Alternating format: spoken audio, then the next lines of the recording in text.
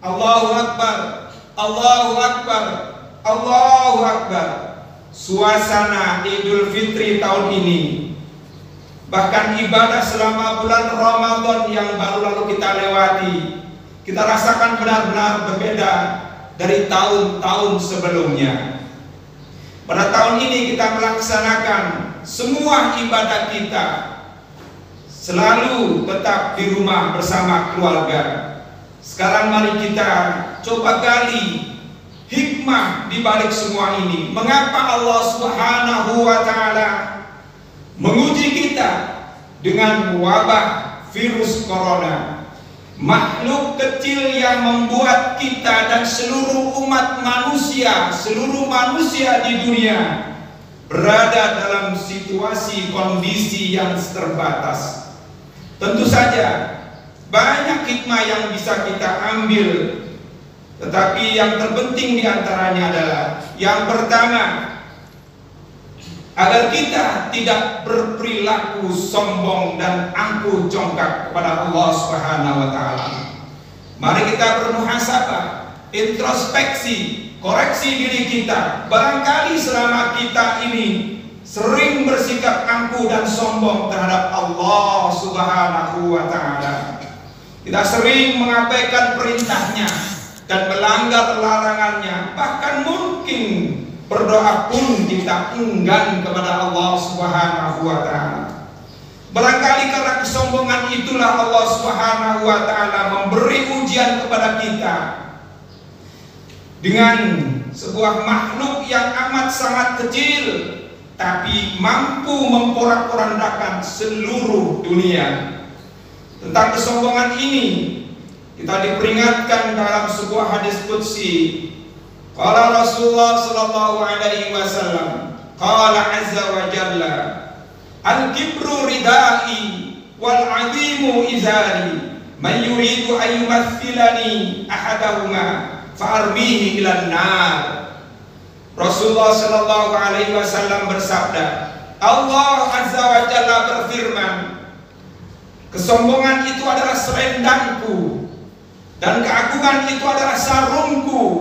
Siapa yang mencoba menyamai aku pada salah satu dari keduanya, niscaya aku lemparkan ke dalam neraka. Hadis riwayat Abu Daud. Kesombongan pada manusia ditempatkan dalam berbagai hal. Dapat kita lihat yang pertama, kesombongan dalam beragama. Contohnya, sering kita melihat seseorang atau kelompok orang yang menyatakan dirinya atau kelompoknya yang paling benar dan menyatakan yang lain adalah salah. Padahal Rasulullah SAW sendiri mengajarkan bahwa beliau tidak pernah marah ketika ada sahabatnya yang berbeda dalam beberapa hal, selama itu masih dalam hal furu'iyah dan tidak pada masalah hal yang pokok. Yang kedua, kesombongan dalam hal ilmu. Banyak kita jumpai seorang yang memiliki pengetahuan yang tinggi, justru bukan tawadhu, melainkan semakin menunjukkan keangkuhannya dengan tidak menerima pendapat orang lain, bahkan mengecilkan pendapat orang lain. Dengan pendidikan yang tinggi dan gelar yang dimilikinya, bukan semakin merunduk, malah bertambah congkak di hadapan orang kebanyakan. Kesombongan dalam yang ketiga adalah kesombongan dalam hal keturunan. Merasa dirinya masih keturunan Nimrod, atau merasa dirinya masih keturunan seorang ulama soleh, atau bahkan mengaku dirinya keturunan seorang nabi. Ini kemudian ia sombong menampakkan dirinya bahwa dia keturunan si A, si B, lalu ia melanggar aturan seenaknya. Pernah kita jumpai, kita lihat dalam masyarakat, begitu angkuh dan sombongnya dia sehingga dia melanggar aturan. Kemudian kesombongan yang keempat adalah jabatan dan kedudukan. Kita pernah menemukan seseorang yang memiliki jabatan yang tinggi, entah itu di dalam eksekutif, legislatif, yudikatif. Mereka justru dengan angkuhnya melakukan tindakan sewenang-wenang, dengan melanggar aturan yang sudah dia buat sendiri, yang mereka telah buat sendiri. Kesombongan yang kelima adalah hal fisik yang tampan dan cantik. Kita sering temukan di medsos banyak orang yang membuli seseorang yang lainnya dengan fisik yang kurang oleh sekelompok orang yang merasa dirinya adalah tampan, cantik, sehingga dia melakukan perbuatan membuli seseorang, sehingga orang tersebut menjadi sedih dibuat oleh mereka. Bahkan hampir-hampir sampai ada yang bunuh diri, bahkan benar-benar ada yang mati dalam keadaan bunuh diri karena hal pembulian dari beberapa kelompok orang. Kesombongan yang keenam adalah dalam hal kekayaan, harta.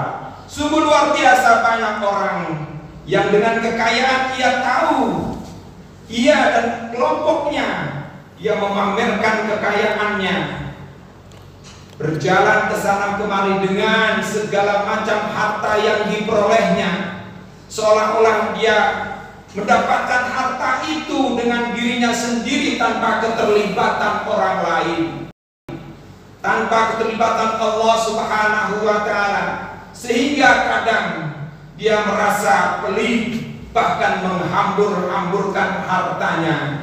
Padahal ada kewajiban dalam hartanya dari orang lain.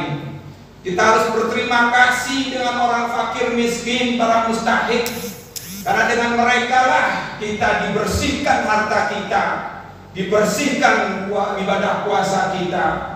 Oleh karena itu jangan merasa kita itu berjasa memberikan sesuatu kepada orang lain, tapi sesungguhnya kita itu dibersihkan harta kita, diri kita, dari memegang atau memiliki harta yang begitu kuatnya tanpa melihat daripada orang lain di dalam pemberiannya ini. Hikmah yang kedua adalah kita dapat menghayati dan menyadari tentang kelestarian alam. Mari kita berpikir sejenak dengan kondisi alam kita saat ini. Banyak kerusakan di darat, di lautan, adanya eksploitasi baik di darat, di laut yang dilakukan baik sengaja maupun tidak sengaja. Manusia telah merusak alam ini yang sudah diamanatkan oleh Allah Subhanahu wa Ta'ala. Di darat misalnya masih kita jumpai sanitasi atau selokan ke sungai yang kotor dengan tumpukan sampah baik berasal dari rumah tangga maupun dari pabrik-pabrik yang ada, sehingga timbul banjir. Hutan yang gundul sehingga menimbulkan bencana longsor dan banjir bandang. Tingkat polusi udara yang tinggi sehingga melubangi lapisan ozon dan menyebabkan panas yang luar biasa. Hal ini menyebabkan terjadinya perubahan iklim yang ekstrim di setiap negara. Kerusakan ini tidak hanya terjadi pada alam saja, tetapi terjadi juga pada kerusakan dekadensi moral, akhlak manusia di dunia ini. Sungguh luar biasa, terjadi kejahatan pembunuhan. Seseorang dengan mudahnya membunuh orang lain dengan alasan sebuah paham keagamaan. ISIS misalnya, bom bunuh diri, bom teroris, bahkan sampai hal yang sepele, nonton film sadis seorang anak remaja perempuan menghabisi nyawa anak orang lain, anak kecil. Kerusakan moral lain adalah adanya seks bebas, organisasi homo dan lesbian, mengumbar aurat, pornografi, porno aksi, pencurian, perampokan, orang miskin banyak yang terlantar, orang kaya yang pamer kekayaan dan lain sebagainya. Kerusakan ini semua yang menjadikan laut dan bumi memohon terus kepada Allah Subhanahu wa Ta'ala agar dia meluap dan menggoncangkan dirinya atas perintah Allah Subhanahu wa Ta'ala. Allah berfirman, "Dhaharal fasadu fil barri wal bahri bima kasabat aydin nas liyudhiqahum ba'dal ladzi 'amilu la'allahum yarji'un." Telah tampak kerusakan di darat dan di lautan karena perbuatan tangan manusia, supaya Allah merasakan kepada mereka dari sebagian akibat perbuatan mereka, agar mereka kembali ke jalan yang benar yang diridhoi oleh Allah Subhanahu wa Ta'ala. Dalam ayat ini Allah Subhanahu wa Ta'ala menyatakan bahwa penyebab utama semua kerusakan yang terjadi di muka bumi dengan berbagai bentuknya adalah karena perbuatan buruk dan maksiat yang dilakukan oleh manusia.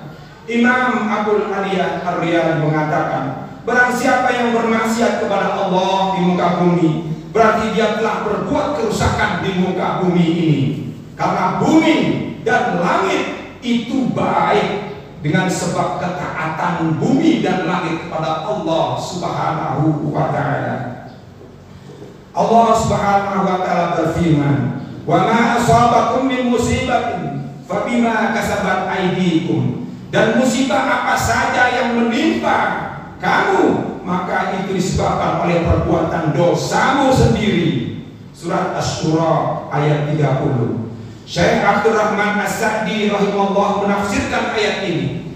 Allah Subhanahu wa ta'ala memberitahukan bahwa semua musibah yang menimpa manusia, baik pada diri, harta maupun anak-anak mereka, serta apa yang mereka sukai, tidak lain disebabkan oleh perbuatan-perbuatan buruk maksiat mereka. Allahu Akbar, Allahu Akbar, walillahilhamd. Yang ketiga yang terpenting ialah bahwa agar kita, hikmah daripada terjadinya wabah COVID-19 ini adalah bahwa kita sebagai keluarga berusaha untuk menjadi keluarga yang bahagia dunia dan akhirat. Suasana yang kita rasakan sekarang hendaknya diartikan sebagai kesempatan yang baik bagi kita untuk berbagi suka dan duka dengan keluarga kita. Rasulullah SAW bersabda, "Idza mata ibnu Adam inqata amalu illa min thalathin, shadaqatin jariyatin aw ilmin yuntafa'u bihi aw waladin shalihin yad'u lahu." Jika manusia meninggal dunia, terputus amalnya di dunia kecuali 3 hal: ilmu yang bermanfaat, sedekah jariyah, ilmu yang bermanfaat, dan anak soleh yang senantiasa selalu mendoakan orang tuanya. Di saat inilah momen yang tepat untuk kita mendidik anak kita menjadi anak yang soleh, yang nanti kelak kalau kita meninggal dunia mereka mendoakan kita. Kita senantiasa sholat berjamaah dengan anak-anak dan istri kita. Ini adalah sebuah pendidikan yang sangat luar biasa. Kita jadikan itu sebuah hikmah. Apalagi dalam firman Allah Subhanahu wa ta'ala dikatakan, "Wa'mur bis sholat, wa'mur ahlaka bis sholati wastabir 'alaihi." Perintahkanlah keluargamu untuk senantiasa sholat dan bersabarlah ketika kau memerintahkan dan mengajarkan sholat kepada keluargamu, istrimu. Bahkan di dalam surat At-Tahrim ayat 6 dikatakan, "Ya ayyuhalladzina amanu qu anfusakum wa ahlikum nar." Jagalah dirimu dan keluargamu dari siksaan api neraka. Di sini Allah menuntut kita agar kita tidak selamat sendirian, agar diri kita tidak hanya selamat sendirian, tetapi kita harus juga menyelamatkan keluarga kita dari siksaan api neraka. Kalau kita menyelamatkan diri sendiri sementara keluarga kita kemudian masuk neraka, maka kita bertanggung jawab dan ditanya pertanggungjawaban itu. Bahkan kita akan dikeluarkan dari surga lagi lalu kemudian dimasukkan ke dalam neraka karena membiarkan keluarga kita masuk ke dalam neraka. Kecuali kalau kita sudah memberi nasihat kepadanya, mengingatkan kepadanya, tetapi mereka tidak mau, barulah kita bisa tawakal kepada Allah Subhanahu wa ta'ala. Allahu Akbar, Allahu Akbar, walillahil hamd. Barakallahu li wa lakum bima fihi minal ayati wa dzikril hakim. Wa nafa'ani wa iyyakum innahu was-sami'ul basir.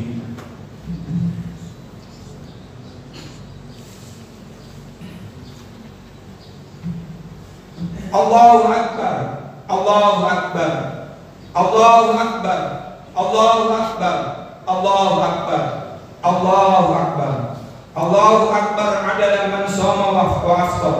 Allahu Akbar adalah man talabal afwa min rabbih wal itqa minan nar.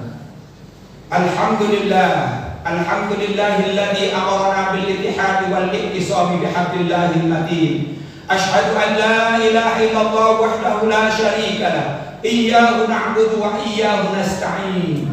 Wa asyhadu anna Muhammadan abduhu wa rasuluh al-mab'uts rahmatan lil alamin.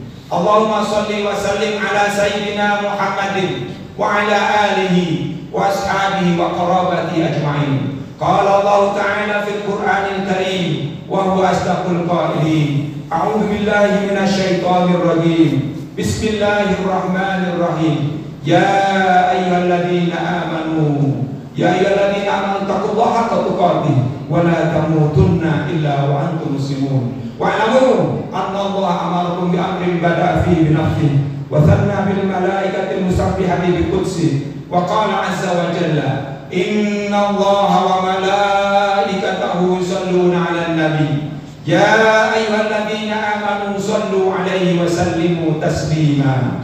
Allahumma salli wa sallim ala sayyidina Muhammadin wa ala alihi wa ashabihi wa qarabati ajma'in. Wardallahu ala arbatil khulafa'ir rasyidin sayyidina Abi Bakar wa Umar wa Utsman wa Ali wa ala baqiyati wa sahabati wa tabi'in wa alaina ma'hum bi rahmatika ya arhamar rahimin.